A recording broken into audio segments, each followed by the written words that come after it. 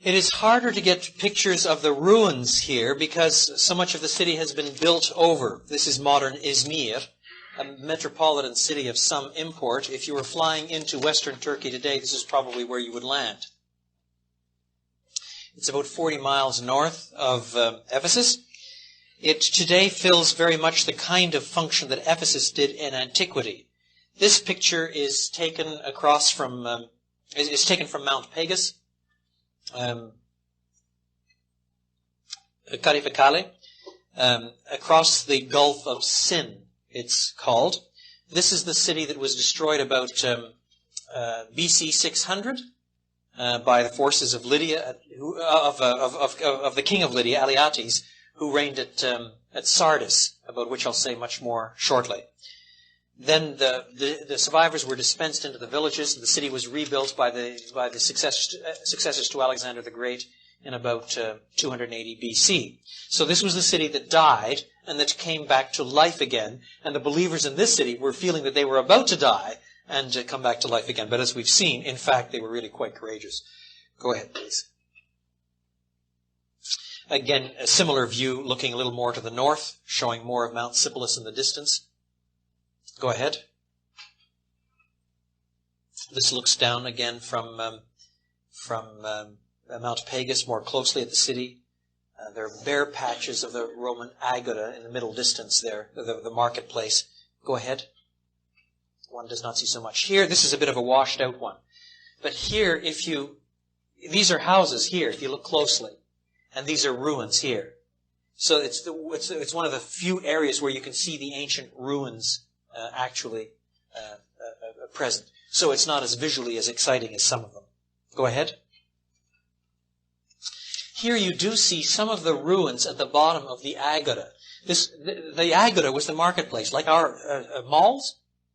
It was the marketplace. But in the marketplace, you not only did your marketing, but that's where people hung out and debated and talked and so on. When Paul is in Athens, if you recall, in Acts chapter 17, we're told that he taught daily in the Jewish synagogue, trying to convince Jews and proselytes about who Christ was, and also in the marketplace, because that's where people hung out, you see, and that's where he was finally challenged and brought into the council. But you can see these massive arches here to show three levels of this original marketplace. It was a three-tiered marketplace. Go ahead.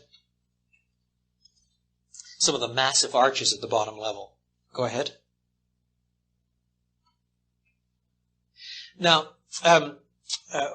one of the recurring themes in the book of Revelation is this crown of life, or crown of something, crown of glory. And there are quite a few of the ancient ruins that look not unlike crowns. In fact, some of the ancient writers picture the ruins of one city or another as crowns, or the crowned head of Mount Pegasus you find in the ancient sources, so that it might be with comments. The crowned head of Mount Pegasus, where in fact the local pantheon was held, where the temples were, the gods and so on, as opposed to this, what Jesus promises to give is a crown of life. So by contrast with the paganism and the temple worship, the emperor worship that is bound up with the ancient world, the crown city of Smyrna was known. That's the way it was sometimes referred to. But what Christ gives again is crown of life. Point, counterpoint. Again, please. Okay, now, I should say one more thing about the last place. Smyrna was also where young Polycarp was martyred some decades later. I don't know if you've heard of Polycarp or not, but Polycarp and Papias were two early Christians who, according to the early sources, actually knew the aged Apostle John. And so they become a very important link to Irenaeus. Irenaeus writes some of the most important stuff in the ancient church up to 200. He writes a lot of his stuff about 180. But the point is, Irenaeus, as a young man, knew both Papias and Polycarp, who in fact knew John. You've only got a 2-generation jump from apostolic times all the way to Irenaeus, which is very interesting, you see.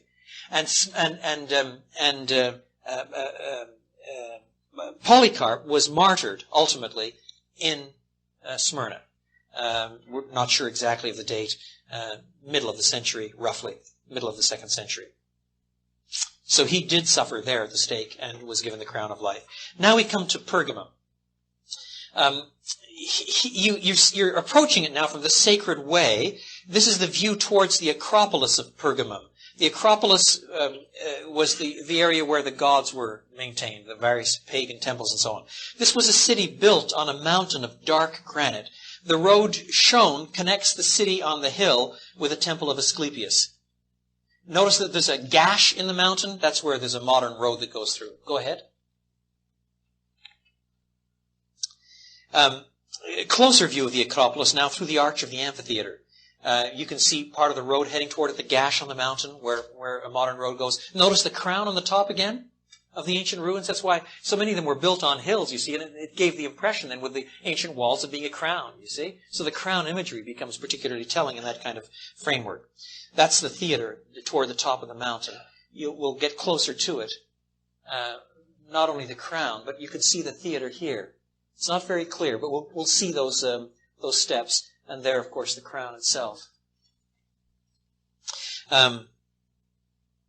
This was, of course, where Antipas perished, probably in that very theater. Go ahead. These are Hellenistic walls. That is slightly later walls of the Acropolis at the top of the mountain. In other words, some of the old walls were eventually battered down, and these are slightly later ones, but certainly the same sort of thing. Imagine trying to take a city like that. You see, you've got to get up there, and then while you're trying to scale the walls, you've got people pouring boiling oil down your head and things like that. Go ahead. Yes, this is from the top, looking down. The Acropolis looks over and governs a huge area of ancient Mysia. There's an aqueduct running through there, but we'll see a better aqueduct a little later. Well, I'll just point it out to you. This is an aqueduct here. It used to bring water to the city. But we'll see better aqueducts at Laodicea in a few minutes. Go ahead. Now you can see part of the modern town of Pergamum at the bottom. This is part of the ruin of the old theater. See the immensely steep slides. This is part of the gash of that old road, of that road that's gone through now. Okay, keep going. Still some excellent ruins. Notice the difference between the white and the dark stones. We'll come back to that again. This is the ruins of the temple of Dionysius, Kathegemon, Dionysius the leader. Go ahead. There's the terrace below the theater. See how sharp it is, how steep it is? That is almost certainly where Antipas died, in what is in fact a theater at the bottom. Go ahead. Further picture of it, a little farther up, different setting. Yeah. Beg your pardon?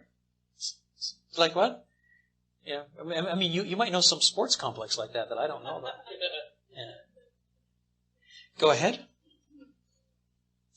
Okay, now then, this is worth saying something about. This is part of the ruins of an ancient library. Pergamum, at one time, had a library that began to rival the library in Alexandria. The best library in the ancient world was the library in Alexandria, in Egypt.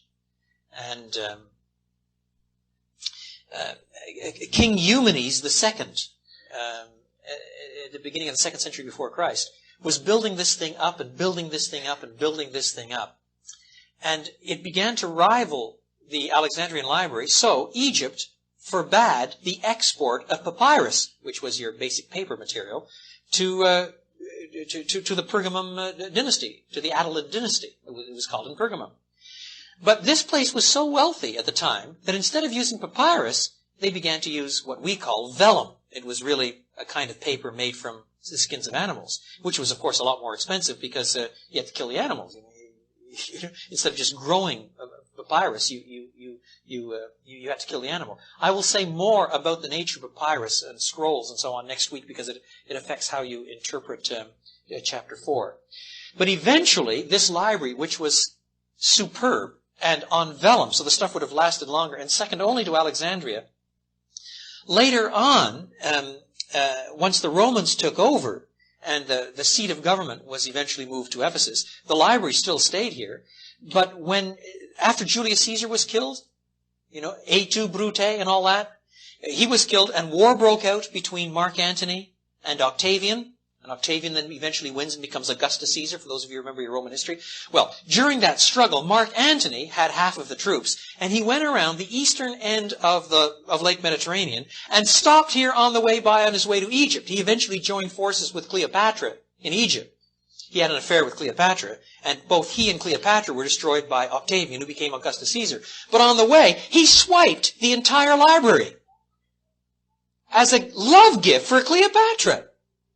So thus, the library in Alexandria thus had both libraries. And then later on, when it was destroyed, both were destroyed. So all of that wonderful collection is gone forever, forever, forever. Those are the estimates, yeah. Imagine 200,000 volumes. I mean, that's about the size of Trinity's library. It's a pretty good library. And we probably have 140,000, 150,000 bound volumes, and another 100,000 of microfiche. And you can think of the space for it that it takes. You see, besides the usage. And then on animal skin as well. These scrolls, most of them, not codices. I mean, it must have been a huge place originally. So you don't see much of it here. But that's a part of this. Now, in fact, our word parchment comes from the word pergamum. Because this vellum that was used, you see, to make their parchment was so common there that people said, oh yes, that stuff's a pergamum stuff. You know, it's pergamum. And hence we got our word parchment from that. Okay, go ahead. 3 inscriptions about the 2nd century A.D. There is some interesting insight here into city life. The council and people honor various persons for services rendered. On inscriptions at the center and at the right, Pergamum is described as metropolis of Asia and twice Neokoros, first city of the Pergamenes. And you see how proud it is? Now, it wasn't twice Neokoros, that is, having the right to erect 2 temples to the emperor, or emperors to 2 temples. It wasn't twice Neokoros in John's day, it was only once Neokoros, but once was enough. And then later in the 2nd century it had a right to do it again. Neokoros literally means temple sweeper, but it was an envied title claimed by cities permitted to have an official temple for emperor worship. These inscriptions are in the temple of Asclepius Soter, Asclepius Savior, because he healed people, the god of healing. Go ahead. Pergamum, if you recall, was Satan's throne, and I indicated that that's variously explained.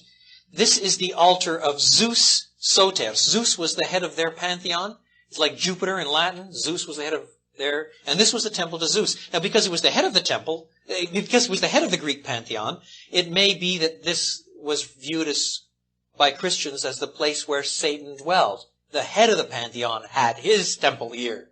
So it may have been then because the city was Neokoros, emperor worship. It may have been because there was a Zeus temple there. Or it may be because there was an Asclepius temple there. We'll see one of the little symbols in a moment. Which had the symbol of Satan.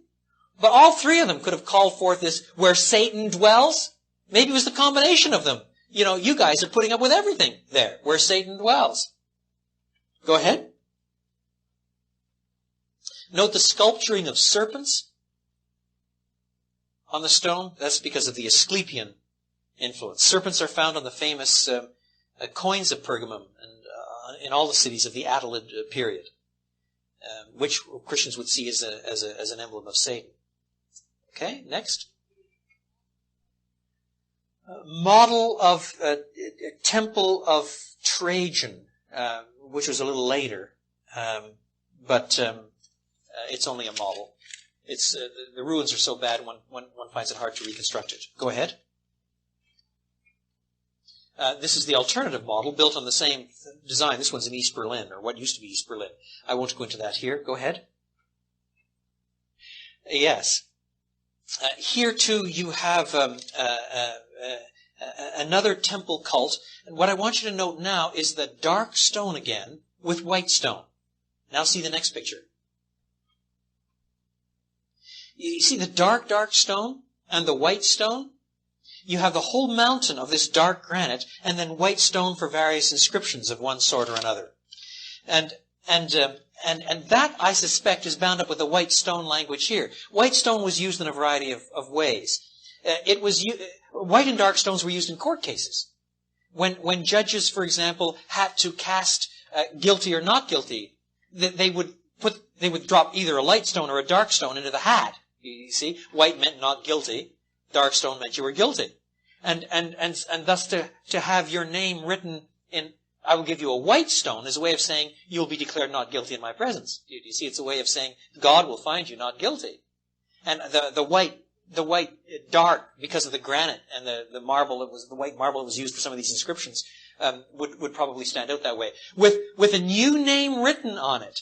Now, the names are ways of saying that God recognizes you. People put the names of people who would donate a lot of money to the local temple. The way we put plaques on wall when somebody donates, $100,000 for some furniture for the new wing or something like that. We have a little plaque. They would put up a marble thing. So this is white stone with a new name given on you that only God himself knows. You see? So it's another way of saying you're secure, you're lasting eternally, your contribution is being recognized, and on top of that, you're not guilty. I mean, all these symbolisms are all bound up together, you see? And the people would have recognized it at once, even though some of the symbolism is a little strange to us. What do I want a white pebble for? You see? But it was clearly meaningful to the first people. Go ahead. All right, now we come to Thyatira. This is a great contrast with Pergamum. It's quite unremarkable and visually unexciting. The modern town is called Akizad. You can see the name of it on the signpost here. Akizad. And 60,000 people or something like that today. It's not a very big town. And because it's built over the old site, there's not an awful lot to see. But we'll show you some things anyway. Go ahead. That one doesn't count.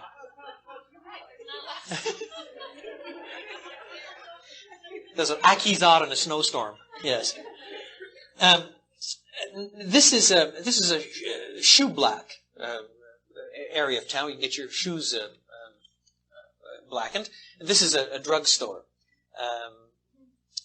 Turkish, if you recall, it was written in Arabic script, and then it was switched in the 1920s, at the end of the Ottoman Empire. It was switched over to a Western alphabet script. So it's a language that is structured like Arabic, but that it's spelled in Western letters. And it's a very interesting and very difficult place, modern Turkey. Go ahead. There's some other things here that are interesting. Now, these are copper shops, obviously. Great tourist buys if you like this sort of thing. And the workshop for it is behind. Now, this and other trades are interesting, and they're grouped in separate quarters of town. And in the ancient world, they had trade guilds, not entirely unlike our trade unions today. The trouble is that each trade guild had a patron deity attached to it. So that if you were a skilled copper worker and you became a Christian, you could be in a lot of difficulty, because part of what was expected of you to belong to the copper trade guild, you see, was that you would go along to the appropriate temple and worship the patron god or goddess of that particular guild. And if you couldn't do that, you couldn't remain in the guild, like you couldn't remain in the union. If you couldn't remain in the union, you can't hold down your job. And so some of the things that are said in some of these letters about how they are poor and this sort of thing, and their poverty is tied to the faithfulness of these believers, may well be bound up with these sorts of trade guilds. All through here, in Thyatira, at this time and in previous times, these same sorts of trades have been passed on from generation to generation, from generation to generation. And it was a copper smelting place way back in the 1st century, with a trade guild and a patron deity that was involved. Do you see? So some of these things may be bound up with some of those sorts of things. In fact, there is one very important word in 115:218 that the King James Version calls fine brass. It's not found anywhere else. His feet are like fine brass, burnished in the furnace. In fact, some of the language is drawn from the Old Testament, which is used in the Danielic visions of one who's so strong that it pounds down everything in front of it. You see? But in fact, that word is not found anywhere else in ancient Greek literature. And some have thought, that made a good case for it, in fact, that the word for rendered fine brass is in fact a trade name, like a hoover. Now, a hoover is simultaneously a trade name and a kind of machine, you see. And this may be the best brass. His feet are like the best brass. Only now, instead of the brass that is corrupting you and making you poor because you can't get in on it because of the pagan connections. His feet are fine brass to trample down all the enemies in his footsteps, you see. There may be a mingling of metaphors along those lines as well. Go ahead. This is the mosque. You can see the spire of the minaret. This is the main mosque in Akhisar. What is interesting about it is that inside there are some pagan images, which shows you the amount of syncretism today. But syncretism existed in the first century as well. And that was the danger of Jezebel, wasn't it? A kind of spiritual whoredom. Syncretism exists again and again and again. Don't you find it in the book of Acts? The 7 silly sons of Sceva. Do you like the alliteration? The 7 silly sons of Sceva. Well, what were the 7 silly sons of Sceva into? They were into black magic, for goodness sake. They're supposed to be Jews. And they were into black magic. So the danger of syncretism can happen again and again and again and again, especially in a highly pluralistic society. Unless your principle, a highly pluralistic society, can turn you into some kind of syncretist. Do you see? And that's what was happening in this part of the world as well, as it's happened again in the Grand Mosque. All right, now, I think what we'll do is I'm going to press on with the rest of them now and then come back to the text. Why don't we finish the slides now? We haven't finished, we've got Sardis and Philadelphia and then Laodicea. So we come to Sardis. This is the view of the Acropolis mountain. There are 2 mountains here again.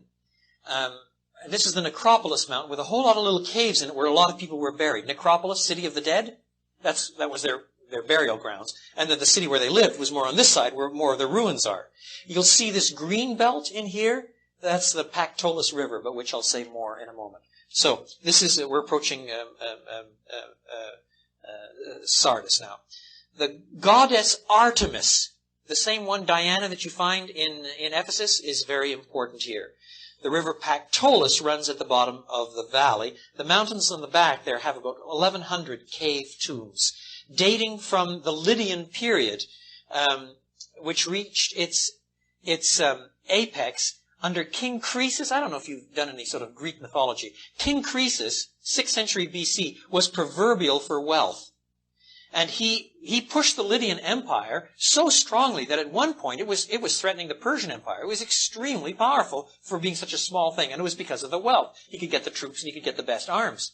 And the reason he got the wealth was the Acropolis River. They did placer mining gold all through there. Do you see? And so the old Greek myths of King Midas' touch. Now today Midas is to do with mufflers.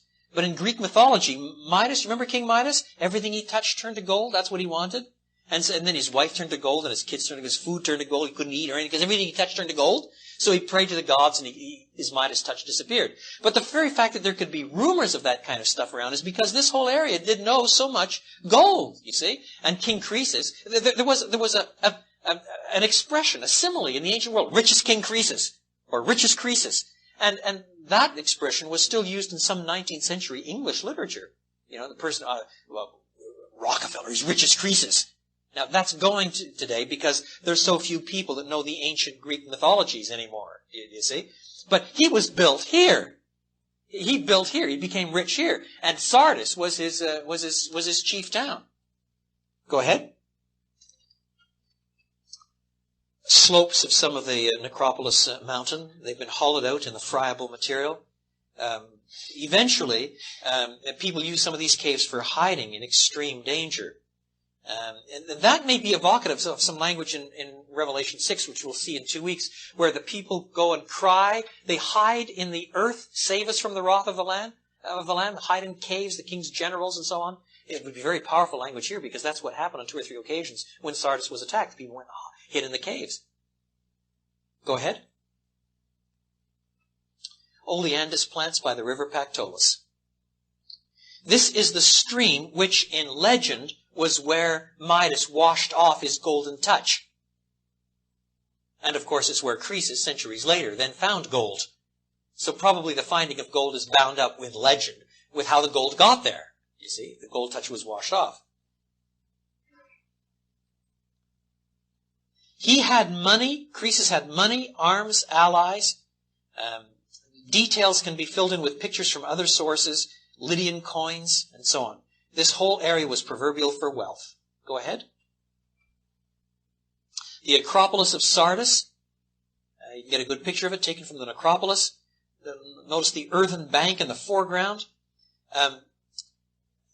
The city of Sardis was proverbially impregnable.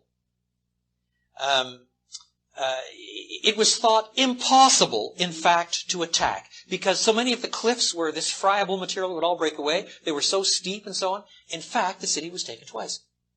Sardis was taken twice. It was taken exactly the same way that Quebec City was taken in my country, in Canada. Quebec City was taken by the English under James Wolfe in 1759 from General Montcalm, and it was taken exactly the same way. One cliff was judged just too impossible to climb up, so they didn't guard it. And that's where the troops went up. They found a rabbit trail up, and they went up at night, and the next morning the troops were already there, and they fought in the Plains of Abraham and shot each other. Both generals were killed, but the English won, and that's how Canada became English instead of French.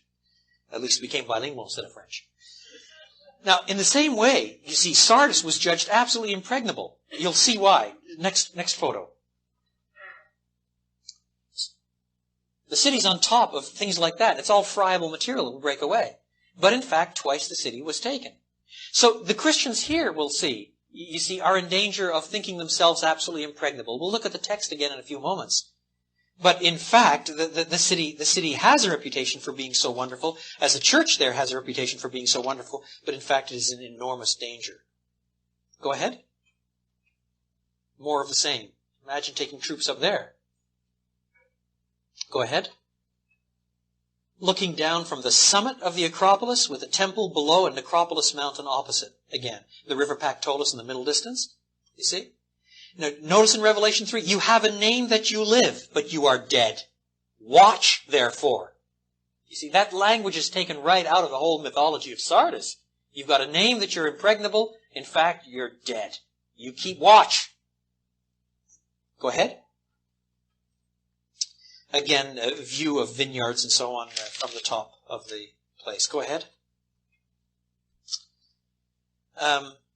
The Acropolis from ruins of the later city on the plains to the north. Go ahead again. This is the reconstruction of a synagogue about 1970 when the picture was taken. This was originally a 3rd century AD synagogue, but it was built in an immensely wealthy place. Probably it was where the ancient synagogue in the 1st century was also built. The influence of Judaism is variously attested here, but probably it was pretty important. Go ahead. Reconstruction of the gymnasium about the same time.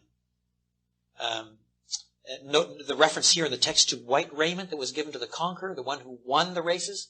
They raced naked in those days. That's why women were not allowed at races. Only the men participated. The women were not allowed because the men were all naked. It was a peculiar Greek form of sexism, I suppose.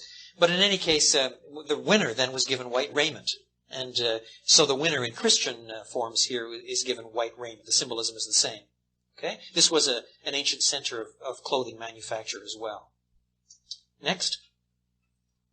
I'm skipping along at a glorious pace now. This is a general view across an area that has vineyards and so on in the Philadelphia area. The modern town of Laodicea, with a 3-pointed Acropolis, is in a hill behind. Notice the tents down there. They are Red Crescent tents. The Muslim equivalent to Red Cross tents, which were put up in '69 because of earthquakes. This whole area is an earthquake region, especially around Philadelphia, a particularly apropos subject at the moment. We have a number of Japanese students at the seminary who, some of whom have got through to Kobe, and some of whom cannot get through at all, and have no idea how their relatives are doing. Their phone lines are down, and so on. We've heard that some of the churches in the area, 3 evangelical free churches in Kobe, are all still standing, believe it or not. And the pastors have still survived, but many people have died. It's been horrendous. Well, this whole area was like that. You'll see some evidence of it, and the importance of this to the text you'll see in a moment. This is the other church, which is small and pathetic, but which in fact receives only commendation from the exalted Jesus. Go ahead. Now you're looking on the modern town. This town looks weak. How on earth can you defend a town like that? In fact, it's never been taken in history, from one reason or another. So this town, which looks weak, turns out to be strong. Like the church here looks weak, but turns out to be strong. Sardis thinks it's so strong. In fact, Sardis has been taken, so this church is about to be taken. Do you see? So some of the same imagery is picked up. This town was founded by one or both of the brothers Eumenes II and Attalus Philadelphus. Philadelphus, hence the name Philadelphia. And it's commemorated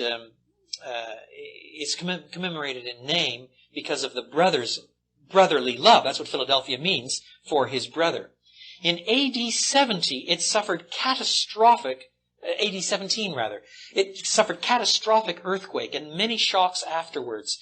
And then some smaller earthquakes after that. With the result that the imagery of stability here for the overcomer is very telling. I will make you a pillar in the temple of my God. Do you see how the language is picked up? Over against this insecurity, you seem so weak and you're suffering like your town is weak and suffering, but I will make you strong. You will endure. This city has never been taken. You will not be taken, and you will become a pillar in the temple of the city of my God. See, the language is being taken up from the local history. Go ahead.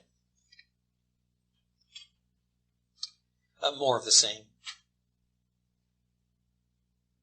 Again. Now, this picture, the previous pictures were taken in 1964. This one was taken in 1969 with a collapsed house in a field just outside of Philadelphia. This was a farmhouse because this picture was taken just a few days after the famous Laodicea earthquake of 1969. See, and what had happened here, it happened in the first century as well and destroyed things, and then the imagery is taken up, you see, by Christians. Go ahead. So you see a lot of collapsed homes and these red crescent tents in various places, people living outside. And what do you read? He will no more go outside.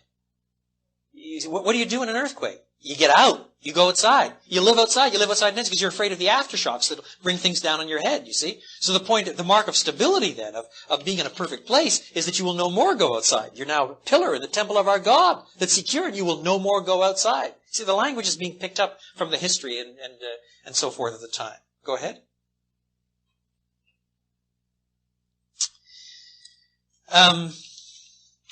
This hollow. You see its hollowed out place here? It's never been excavated entirely. But this hollow is the stadium. Again, it looks like a crown. And Jesus says, the exalted Jesus says, let no one take your crown. Probably crown of life, sign of victory. But the crown imagery was common all through here because of all these stadiums and all of these cities. Okay? More red crescent tents with a town half broken down. Again? All right, this is a transitional photo, and it's rather important. This is the river Lycus with Mount Cadmus in the background. Notice that you're at sufficient elevation here to have snow. You're in the Lycus Valley now, and the Lycus Valley is home for three important New Testament cities: Hiatapolis, Laodicea, and Colossae. All three. They're all in the Lycus Valley. But the Lycus Valley has almost no good water. I mean, that water doesn't look exactly wonderful, does it? It's got hot springs in Hiatapolis. We'll see them in a moment. So people went there, the French would say, to take the cure. In French, you go to take, je vais prendre le cure. You go take the cure, you see? So you go to the hot springs and you go and sit around and get cured. And then Colossae, we'll see, had the only fresh water in the whole valley. Laodicea had nothing. Now, this is part of the Lycus Valley system. Keep going. There's not much left of Laodicea. This is part of the water tower, and part of the structure on the left is part of the old gymnasium. But this was an important city. In its time, it was right on the road that connected the Roman Empire with the East, India. If you wanted to go through India, you went through Laodicea. See? And as you went, just like today, when you go to another nation, you have to change your money. Once you move out of the empire, you have to use non-empire funds, you see? And so this became a banking center. This was a money-changing center, so it was wealthy. In addition, it was also a place where they had a lot of sheep farming, but a certain kind of black sheep that produced a heavy kind of cloth equivalent to our jeans material. I mean, jeans isn't for the best wear. It's not exactly posh, but at least it wears well. So this dark black wool was strong. It was tough. It was good quality stuff. But on the other hand, it wasn't considered posh or classy. And some of that language comes up here. I counsel you to buy from me raiment. You see, white raiment, the sign of purity again. And these people thought they were wealthy, but in fact, in some ways, they were quite poor. In addition, this center had an ophthalmic institute, an ophthalmology institute, a place for healing people with eye diseases. In many, many Near Eastern countries today, as then, you could get eye infections because of dust and bits of fecal material in the air mingling with the dust, and would get in your eye, and you'd have terrible eye inflammations and pusses and swelling and so on. So they developed here a kind of poultice. People don't know quite how they did it, but they developed a kind of poultice which you'd slap on the eye and would suck out the poison, and they had a fair bit of success with it all. So there was an ophthalmic institute here, you see, and so they think that they can see well. So the imagery is all coming through here. You think that you can see, but you're blind. You think that you're well-dressed, but you're naked. You think that you're wealthy, you see, from all of this money stuff, but you're poor. And the church has taken on the characteristics, you see, of the entire city in that regard. Keep going.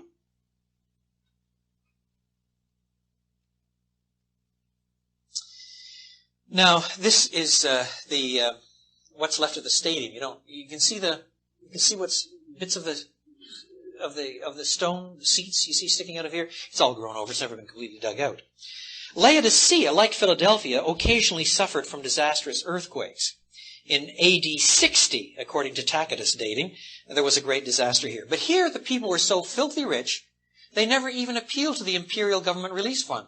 I mean, just like we have a federal disaster fund today. They're pumping in billions again into California now, into 18 counties there because of all the flooding recently.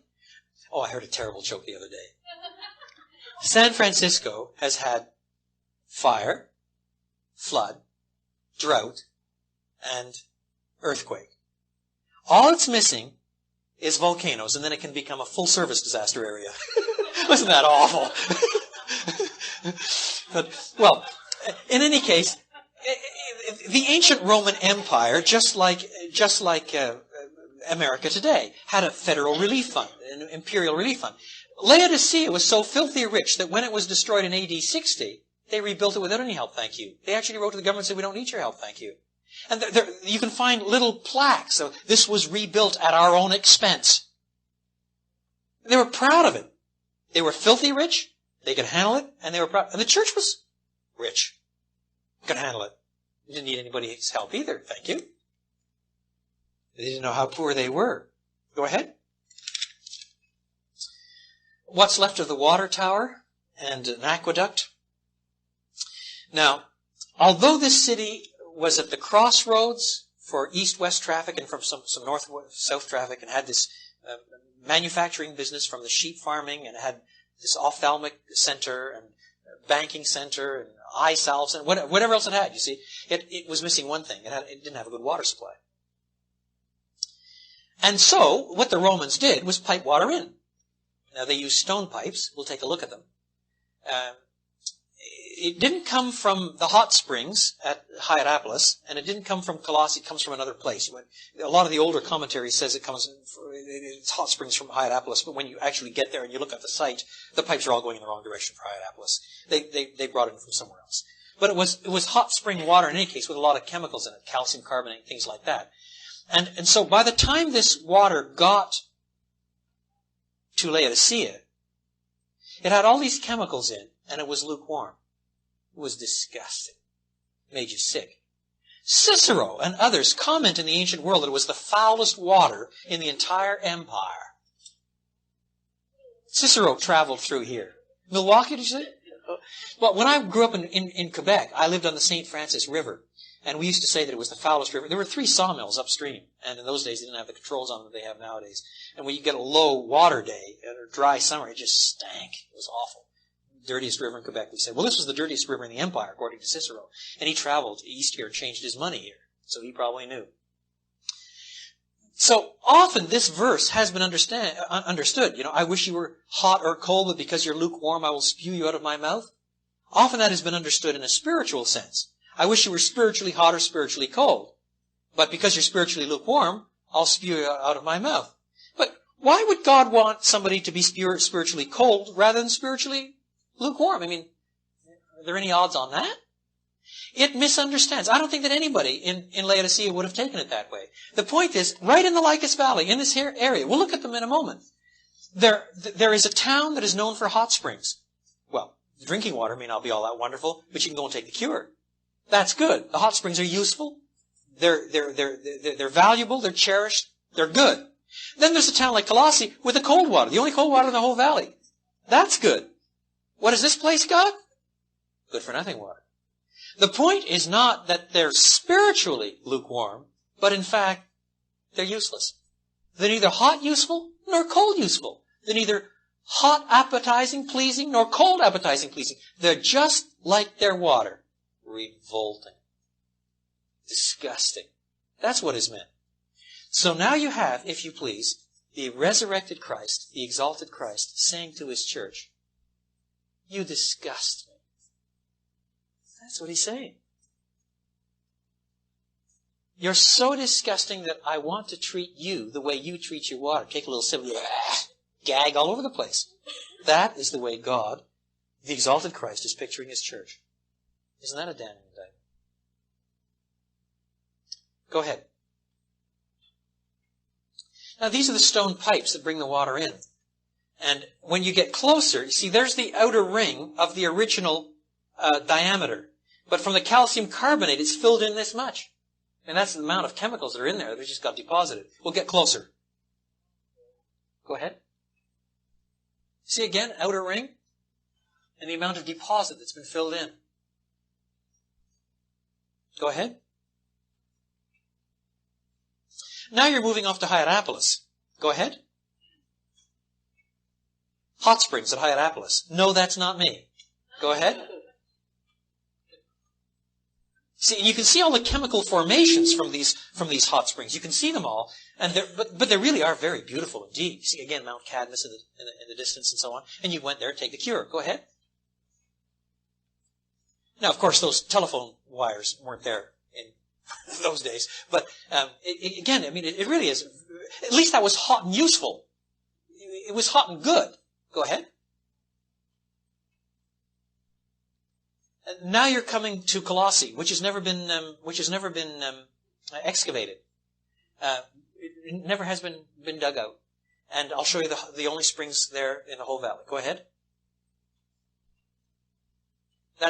You were just on the edge of it before. Now you're closer to it. That's the Colossae thing that has never been dug out. Go ahead. Those are the springs. The only fresh water in the whole valley. One more. Now we're back at the door, the gate of Laodicea. This is Laodicea again. The railroad tracks weren't there either in those days, in case you wondered. Most ancient towns, in times of security and plenty, would leave their gates open at night. Because somebody might be traveling along and need a place of shelter, and they would come in. In a place that was dangerous, either because there was political unrest or there were a lot of brigands around or something like that, then they'd close the gates at night, and you couldn't get in unless you knew a password, or you just have to stay out in the morning, or you could prevail on somebody to believe you enough to open them up, or something, you see? Gates shut at night, and then you were locked out. But at this time, most of the towns around here were so secure that they left their gates open. Not Laodicea. With all this money, with all this wealth, with all this arrogance, this feeling that we've arrived, they shut their gates at night. Thank you. In fact, when they rebuilt their gates, they did it, with a little placard. So-and-so donated so much money and repaid for this gate all by himself, this sort of thing. You see? After the AD 60 destruction. And then they shut their gates at night. Thank you. What does Jesus say? Behold, I stand at the door and knock. So again, that would speak very powerfully to those people. Now you must understand that he's not addressing that to the individual who's contemplating becoming a Christian. There's Jesus sort of standing outside the sort of 19th century shuttered door with long blonde hair and blue eyes. And there's a nice little lamp there and he's knocking on the door of your heart. That's not the image at all. It's Jesus knocking on the door of the church. It's being addressed to the church. He's been shut out of his own church. The way this place shuts people out of its town. They're so arrogant. They think they've got everything under control. They think they're wealthy. They think they can see. They think that they can make people see with their eyes out. And in fact, they're just nauseating to them. So there's one side of Jesus that's knocking on the door of the church and saying, I must be inside, or you will be destroyed. And there's another part that's saying, quite frankly, you are so disgusting to me, I want to retch every time I take you. That's it. You want to shut that off. You will have followed it. And I've made allusions to a number of things in here already. Are there questions you want to raise about these letters, these 2 chapters in the last few minutes before we break up? Because next week I'm not coming back to them. We've got to keep moving or we'll get too far behind. Next week we'll do chapters 4 and 5.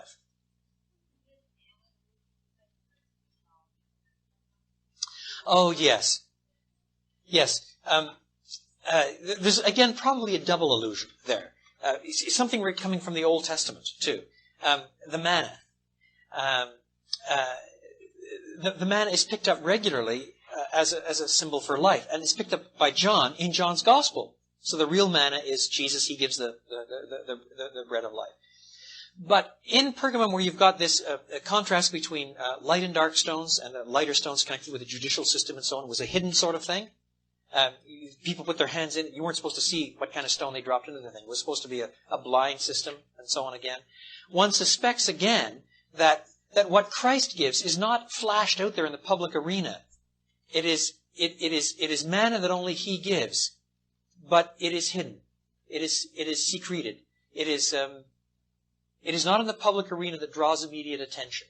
It's probably in that kind of framework that it's being offered. I should have said more on the stones when I was there. Yes, you want to say something?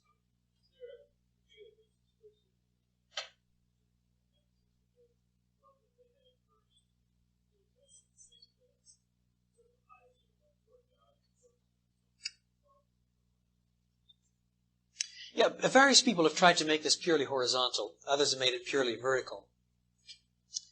My guess is you can't have one without the other.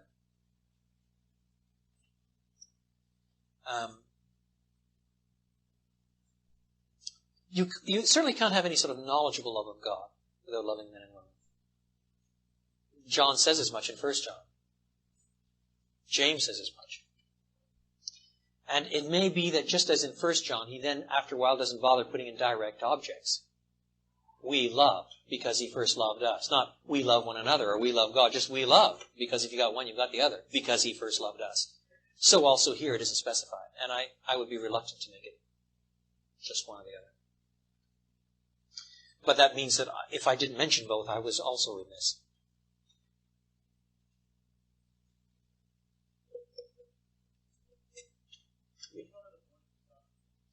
No, I didn't. Yeah, that one is more disputed. The morning star, of course, is really an appearance of a heavenly luminary that announces the dawn of the morning. That's why it's called the morning star. So Jesus, defined as the morning star, is probably simply being pictured as the one who is announcing the dawning of the consummated kingdom. Is there any connection with this city? That's not so sure. Some have wondered, however, many of these ancient cities were heavily into astrology of one sort or another. And so this becomes the true astrology, as it were. Jesus is the one who is announcing the dawning of the kingdom. I'm not sure that that's correct, but the reason I like it is because a little later on, we'll see in our last session together, in chapter 21 and 22, something of the way the temple is configured in the new heaven, not the temple, but the city is configured, the new heaven, the new Jerusalem. It's configured in one particular, exactly opposite of the signs of the zodiac, almost as if it's saying, whatever they do, we do the opposite. So there may have been astrological influences all around here, which were also then viewed by any Bible believer as being basically aligned with the devil and to be opposed. Within that kind of framework, then, the true morning star is Christ. He announces the dawning of the true age. But it's not certain. Yes.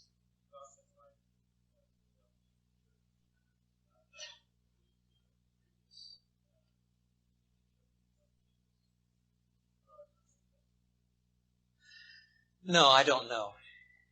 No, I don't know. I don't know. One could guess a profound significance, but it's very hard to guess on the significance of what isn't there. It's like appealing to an argument from silence. Unless there's a reason for thundering noise, arguments from silence are very precarious. These are the words of him who is holy and true and who holds the key of David. What he opens, no one can shut, and what he shuts, no one can open. Clearly, that's bound up with the future of this town, too, in some ways. You see, he really does control all things. And that much is mentioned back here. No specific mention to opening and shutting, but he's in the place of God and controls all things. And then the closest to it is at the end of the vision, verse 18, he says, "And I hold the keys of death and Hades." What he shuts and opens even extends to heaven and hell. So there is that small reference to what he says. Okay?